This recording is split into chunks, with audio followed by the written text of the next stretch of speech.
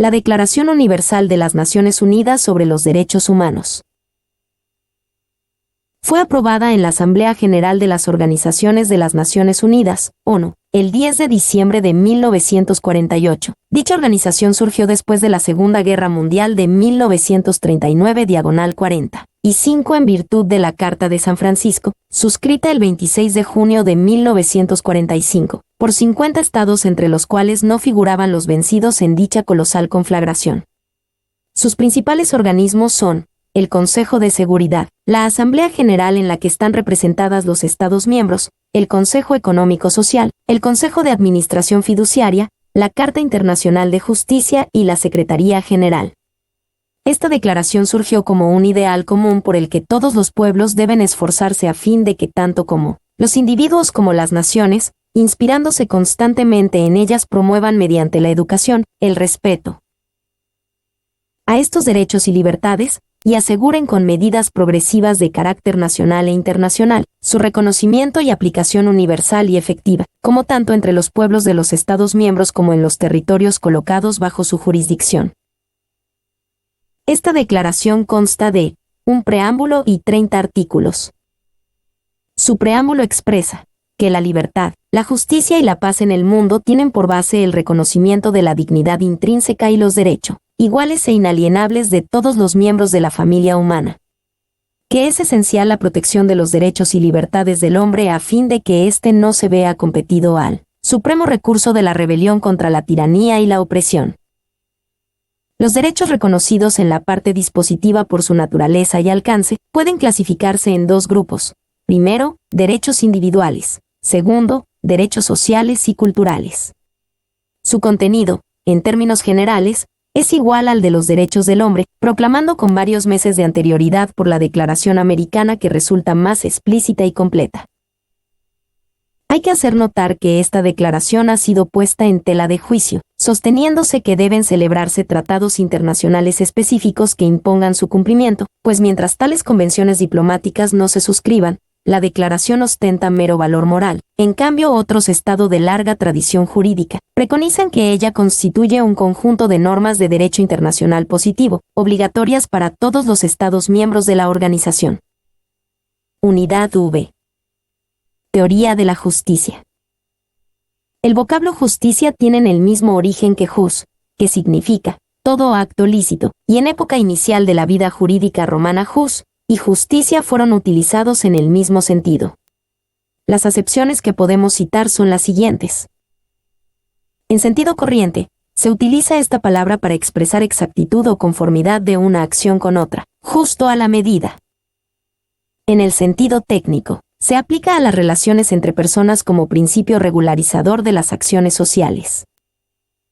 La teoría de la justicia fue elaborada por los filósofos griegos y especialmente por Aristóteles en su libro, de su Ética a Nicómedes. Los griegos definían a la justicia como la práctica constante de dar a cada lo suyo. Posteriormente Santo Tomás la elevó a un grado de perfección que no ha sido superado.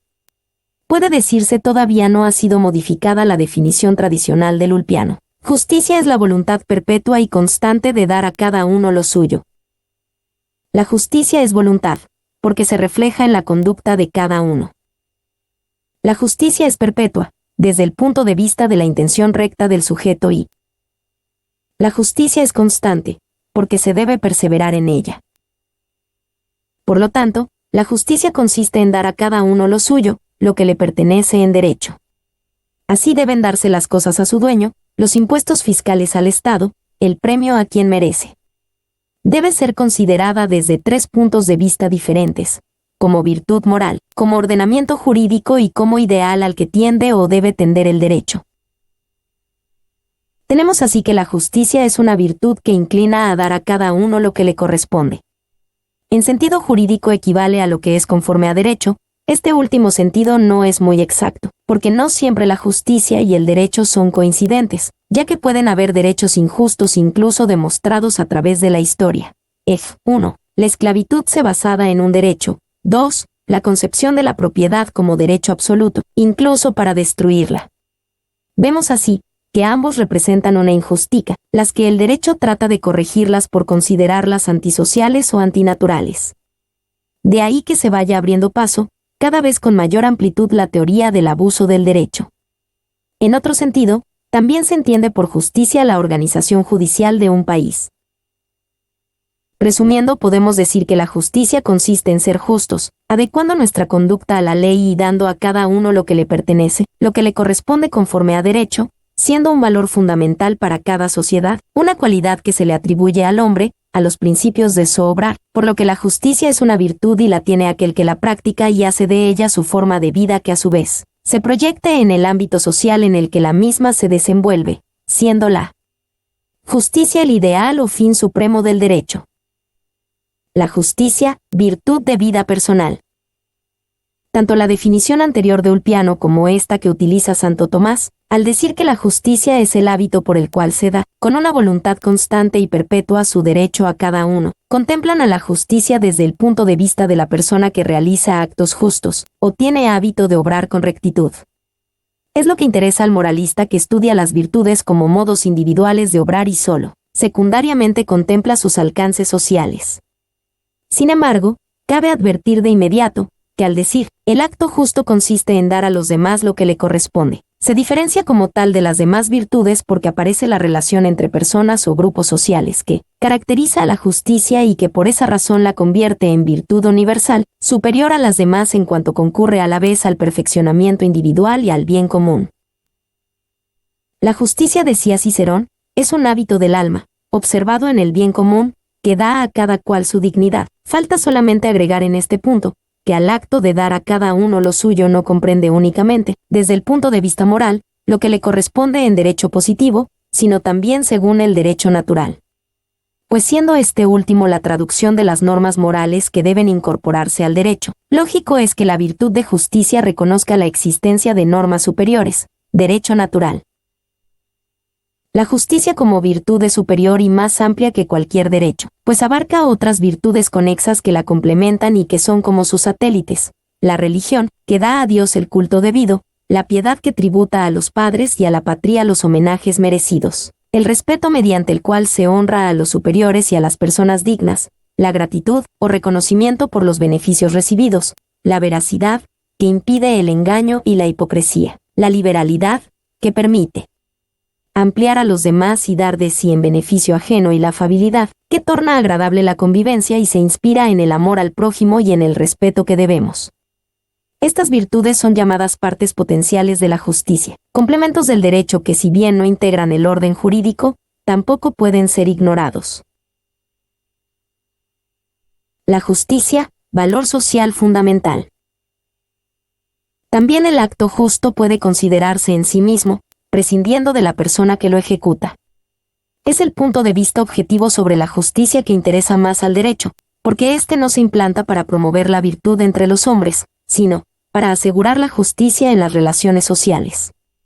En efecto, para que la justicia se realice es necesario que exista un conjunto de condiciones que imponga la solución adecuada, por obrar, no de la voluntad de la gente, sino de una superior a la suya. De otro modo no saldríamos del campo de la moralidad. El acto justo, en efecto, surge de la relación existente entre dos o más sujetos. No es el acto puramente individual, sino de orden social. Si su cumplimiento dependiera exclusivamente de la voluntad individual, el acto justo sería solo un acto de virtud. Pero como aparece impuesto por una voluntad superior, la de la ley, el acto justo consiste además en cumplir el derecho. El derecho obliga a realizar actos justos y recíprocamente, califica de justas las soluciones que impone. La justicia objetiva se identifica con el derecho que la realiza, y consiste en el ordenamiento social que obliga a dar a cada uno lo que le corresponde. La justicia idea y los ideales de justicia. Los ideales de justicia. Hay un sentimiento instintivo e innato que cada uno lleva consigo acerca de lo que es o deben ser los actos humanos y el orden jurídico, mediante el cual se juzgan unos con otros según reglas establecidas en la conciencia. Es como un poder que tiene el hombre, independientemente de su cultura o de su experiencia social, para distinguir lo lícito de lo ilícito, el mérito del desmérito. Cuando este sentimiento se eleva a condiciones más generales y se funda en lo moral, lleva a formarse un ideal de justicia, que consiste en la idea de un orden superior que debe dominar el campo del derecho. Ideal nunca totalmente alcanzado, pero que persiguen siempre quienes tienen una intención recta y aspiran a perfeccionar los instrumentos que rigen la convivencia humana. Si el ideal de justicia no existiera, si faltara este impulso por mejorar las relaciones humanas, el derecho se estancaría, o sería simplemente un orden fundado en la fuerza, que al consagrar el predominio de los intereses más poderosos, perdería todo contenido espiritual. La idea de justicia. La justicia ha sido considerada desde antiguamente como el valor jurídico supremo. Las dificultades se presentan cuando se pretende definirla. Sin embargo, cabe aceptar que en general se está de acuerdo en que la justicia sea entendida como armonía de cambio y distribución. Ahora bien, la idea de igualdad, proporcionalidad o armonía es meramente formal, pues no suministra el criterio de medida para calcular esa igualdad que debe ser establecida. A cada uno lo suyo, es una fórmula sin contenido. Falta fijar el criterio de medida para estimar lo que debe darse a cada uno en concepto de lo suyo. Este criterio es importante para establecer la equivalencia, ya que existe acuerdo en que la justicia es una relación armónica entre lo que se da y lo que se recibe. En este punto es importante mencionar a ese respecto al profesor Manuel Simón Egala, citado por el profesor Frescura en su obra Introducción a la Ciencia Jurídica, quien señala que el problema no está en la idea de justicia concebida como regla de armonía, de igualdad proporcional en las relaciones de cambio y proceso, de distribución de los bienes, sino en los criterios de medida, las pautas de valoración de las realidades que deben ser igualadas o armonizadas. Por ello concluye que el problema fundamental de la valoración jurídica no es saber lo que significa justicia, sino saber cómo se debe aplicar ese criterio de justicia. Sostiene que la igualdad que la justicia exige consistiría en que, calculadas en su debida combinación las diversas valoraciones que afectan a uno de los términos de la relación, resultase que del otro término se diera una pareja magnitud total de estimación. Asimismo, el profesor Frescura señala que la justicia entendida en sentido estricto o jurídico es el cumplimiento exacto de obligaciones susceptibles de ser pretendidos por otros. La forma lógica de la justicia. La forma lógica de la yástique se da a través de los elementos lógicos esenciales característicos de la justicia que son: la bilateralidad o alteridad, significa que la justicia se realiza con relación a los demás. Es la simultánea consideración de diversos sujetos colocados idealmente en el mismo plano. La justicia tiene una naturaleza esencialmente social. La paridad o igualdad, significa que frente a ella todos somos iguales, porque no se deben establecer diferencias de protección jurídicas para relaciones humanas idénticas a las mismas. Situaciones de hecho deben corresponder idénticas de derecho. El contracambio o compensación indica que a cada acto debe corresponder otro de igual valor, y finalmente la remuneración.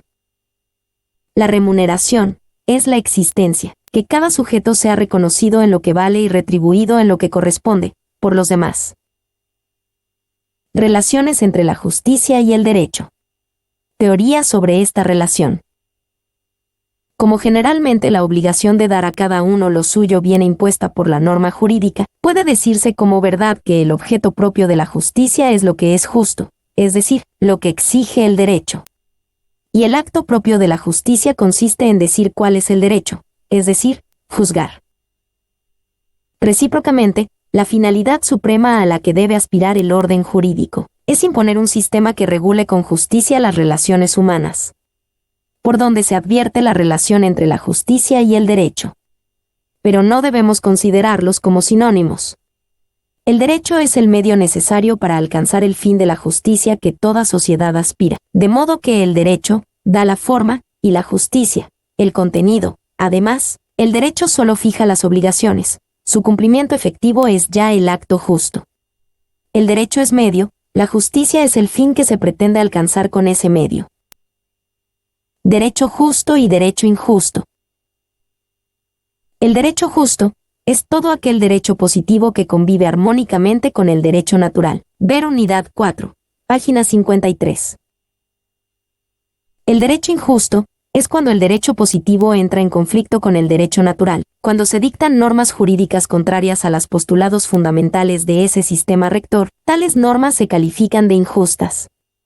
Es la situación que se produce con las leyes contrarias a la libertad de conciencia y al ejercicio del culto, las que impiden el ejercicio de las libertades esenciales, las que se dictan por codicia, intolerancia u odio y originan situaciones de desigualdad que no tiene razón de ser. Dos problemas suscita la cuestión del derecho injusto, el de saber en qué casos ocurre esta violación de la justicia y el de señalar los medios que permite combatirla u oponerse a ella. Debe considerarse injusta toda norma jurídica contraria a los principios fundamentales de la moral y por lo tanto al derecho natural, es decir, es preciso que la norma jurídica sea contraria al orden más elevado y que se manifieste en oposición a los deberes supremos que cada uno tiene hacia Dios, hacia sí mismo y hacia sus semejantes. Serían injustas, por lo tanto, las leyes que prescribieran el juramento falso, las que aconsejaran al suicidio, las que dejaran de sancionar el homicidio, o las que permitan el duelo, el aborto, la eutanasia. Así también serían injustas las leyes que desconocieran los grandes principios morales que regulan las relaciones entre el Estado y los individuos, leyes opresivas y tiránicas que atenten contra los derechos fundamentales de los ciudadanos, y leyes parciales donde se grave a algunos y se exonere a otros. La equidad. Etimología. Desarrollo histórico. Definición. Etimológicamente, equidad proviene del vocablo griego equitatem, que significa igualdad, y es noción originada en la antigüedad clásica. Desarrollo histórico. En Grecia, Epiqueia era el nombre de la institución, siendo estudiada primeramente por Aristóteles. Para este filósofo, consistía la equidad en la mitigación de la ley escrita, por circunstancias relativas a las personas y a las cosas, al tiempo y al lugar. Distinguió las nociones de justicia y equidad. La justicia es general, no se preocupa más que de los principios. La equidad, contrariamente, se interesa por las circunstancias particulares del caso y llega a las consideraciones que ella sugiere, la rigidez de la norma escrita. En Roma, la institución toma el nombre de equitas. Nuestro vocablo equidad deriva del mismo. Era sinónimo de justicia y prudencia dentro y fuera del derecho. Sin la equidad no es concebible el derecho romano. A ella se debe su estructuración progresiva y racional, por obra de los pretores y juristas. Pero tuvo también momentos de mal uso y desprestigio, cuando el emperador Calígula quería imponer nuevos tributos, amenazaba al pueblo con recurrir a la equidad, que en sus manos significaba pura arbitrariedad. En la mitología grecorromana, la equidad estaba representada de igual forma que la justicia, por una mujer de balanza y espada en la mano, pero con esta diferencia, sin la venda en los ojos. Con esto se ha querido demostrar y significar que la temis equidad necesita de ojos avisores, para escudriñar y apreciar las circunstancias particulares del caso. Definiciones. La equidad es un criterio de justicia no recibido por el derecho escrito, que se aplica para atemperar o moderar el rigor legal y adoptar las normas generales a los casos particulares y concretos, previa aplicación de las diversas circunstancias computables. Se funda en un sentimiento de lo que al mismo tiempo es justo y bueno. Mediante dicho sentimiento se decide cada caso sin sujetarse al rigor legal, considerando circunstancias especiales, para no causar verdadero agravio a la justicia. Ejemplo, una ley paraguaya establece que el impuesto inmobiliario debe pagarse anualmente dentro de los plazos determinados, bajo pena de multa y cobro compulsivo.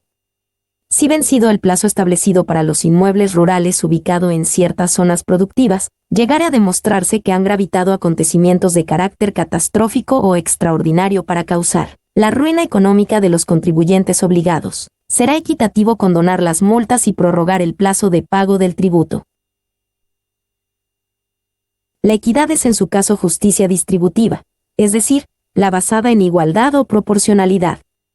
Moderación en la aplicación de la ley, atemperando según el criterio de justicia el rigor de la letra. Son principios generales que deben guiar la facultad discrecional del juez, en la aplicación en cada caso concreto, tendiendo al perfeccionamiento de la justicia, para aminorar o atemperar según su criterio el rigor de la letra al aplicar la ley. Por lo que podemos decir su función es la de correctora, no en el sentido de cambiar o enmendar, sino que busca la perfección de la justicia por su adecuación al caso concreto, de acuerdo a las circunstancias que se dan o se plantean, por lo que también es un valor